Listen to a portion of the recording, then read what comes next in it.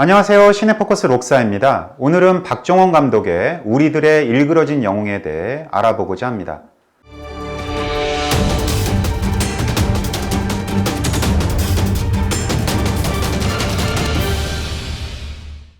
박정원 감독은 코리안 뉴 웨이브 감독들 중 유일하게 한국영화 아카데미 출신인데요. 한국영화 아카데미는 영화진흥위원회의 전신인 한국영화진흥공사가 1984년에 설립한 한국 영화인력 양성을 위한 영화학교입니다. 1기 졸업생인 박정원 감독 이후 한국영화 아카데미는 봉준호, 최동훈, 김태용, 이정양, 이재용, 허진호, 김희석, 임상수, 민규동, 장준환 감독 등을 배출하며 한국 영화계를 이끌어갈 명실공히 최고의 영화 교육기관으로 거듭나게 됩니다. 박정원 감독은 뛰어난 이야기꾼으로서 자신만의 영화 세계를 구축해 갔는데요.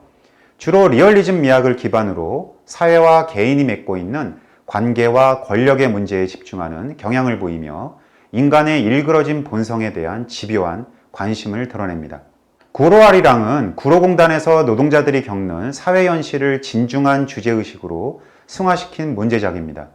영화를 위해 실제로 공단에서 노동자들과 같이 생활해가며 비참한 노동의 현장을 관객에게 생생하게 전달하기 위한 노력을 기울였지만 검열로 인해 여러 장면이 삭제된 채로 개봉되는 아픔을 겪어야 했습니다.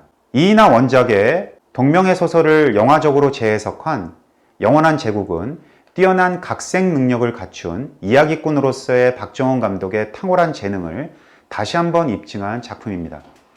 조선 정조시대를 배경으로 남인과 노론 세력의 치열한 권력의 암투 과정을 파격적인 형식으로 담아내었습니다. 기존 한국 영화의 오래된 권선징악류의 사극 드라마 전통에서 벗어나 심리 추리극을 결합시킨 현대적 감각의 새로운 사극 스릴러란 장르를 개척한 것이죠. 이문열의 동명의 소설을 영화한 우리들의 일그러진 영웅은 박정원 감독의 필모그래피 중 가장 뛰어난 영화로 국내 및 해외 평단에서 인정받는 작품입니다. 우리들의 일그러진 영웅은 그해 열린 청룡영화상, 백상예술대상, 대종상 등 국내 유수의 각종 영화제에서 작품상 및 감독상을 휩쓸었고 뉴욕 국제영화제와 몬트리올 국제영화제에서 특별상을 받으면서 탄탄한 연출력의 소유자라는 평가를 받게 됩니다. 지배하는 자와 지배당하는 자의 권력관계를 미시적으로 그려낸 영화는 이승만 자유당 정권의 독재가 기승을 부리던 시기에 4.15 부정선거와 4.19 혁명 등을 직간접적으로 다루면서 1950년대부터 1980년대의 새로운 군사 독재 시대를 아우르는 한국 현대 정치사의 격동기를 관통하고 있습니다. 영화는 이러한 정치적인 격변기를 직접적인 배경으로 선택하는 대신 한국 근대사회의 사회적 모순을 초등학교 교실이라는 축소되고 집약된 공간을 통해 우의적으로 드러내고 있습니다. 엄석대와 한병태라는 캐릭터를 통해 부조리와 불의를 느끼면서도 절대 권력에 복종하며 서서히 파괴되어가는 과정을 1인칭 관찰자 시점으로 형상화하고 있는 것이죠. 우리들의 일그러진 영웅은 리얼리즘 미학을 기반으로 하는 영화치고는 미장센 요소를 매우 다채롭게 사용하고 있습니다. 영화는 주로 주인공 한병태의 내레이션이 전체적인 이야기를 이끌어가는 길잡이의 역할을 담당합니다. 영화에서 중요하게 처리되는 심리적 묘사가 등장하는 부분은 거의 예외 없이 내레이션이 삽입되어 주인공의 심리 상태 등의 인과관계를 적절히 관객에게 설명하고 있습니다. 영화의 시간 역시 다채롭게 구성되는데요. 먼저 영화는 40대에 들어선 주인공의 모습을 먼저 보여주며 이어서 30년 전인 1959년으로 돌아가는 회상구조로 이루어져 있습니다. 또한 병태가 자유가 새겨진 미국 동전을 보며 서울 초등학교를 떠나던 날을 회상하는 장면은 과거 속의 과거인 플래시백 인 플래시백으로 처리됩니다. 우리들의 일그러진 영웅은 특이하게도 플래시 포워드를 3번이나 사용하는데요. 플래시 포워드는 대개 상상, 예상, 꿈처럼 미래의 사건이 삽입되는 경우를 말합니다.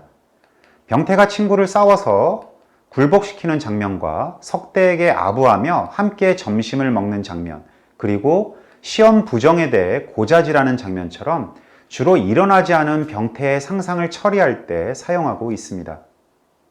병태의 심리적 욕망을 표현하기 위한 회상 속의 상상 장면이라고 할 수 있겠죠. 복합적인 시간대를 연결하기 위한 장면 전환 역시 디졸브부터 페이드 인 아웃에 이르기까지 변화무쌍하게 사용하고 있습니다. 김 선생이 아이들의 손바닥을 때리는 장면에서 사용되는 디졸브는 시간의 생략과 경과를 나타나기 위해 사용되고요. 기차가 터널을 통과하는 장면에서 사용된 페이드는 현재에서 과거로 넘어가는 시간의 압축을 표현하기 위해 활용됩니다. 특히 장악관 순시를 앞두고 석대가 병태를 길들이는 장면과 국회의원이 된 김 선생이 상갓집을 방문할 때 사용된 교차 편집은 인물들 간의 심리를 대비시키는 효과적으로 사용되었습니다. 의상을 통한 셔레이드의 활용 역시 매우 흥미로운데요.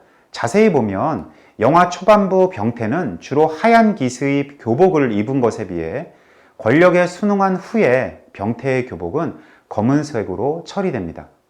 이렇게 하얀색과 검은색의 대비를 통해 한병태가 권력에 대한 저항성을 상실해가는 과정을 하나의 감추어진 이미지로 시각화하고 있습니다. 시골로 내려온 병태가 처음으로 학교에 방문하는 장면을 크레인쇼트로 포착하는 우리들의 일그러진 영웅의 카메라는 엄석대와 한병태의 심리적 변화를 표현하는데 효과적으로 사용되고 있습니다. 예를 들어 병태가 석대의 물 당번을 거부하고 선생님께 알리겠다며 교실 앞문으로 가는 장면은 석대에게 반항할 수 있다는 병태의 당당한 심리를 강조하고 석대의 부조리를 고발하는 상상 장면은 공간의 원근감의 변화를 통해 병태의 심리적 흔들림을 관객에게 전달하는 데 효과적으로 쓰이고 있습니다.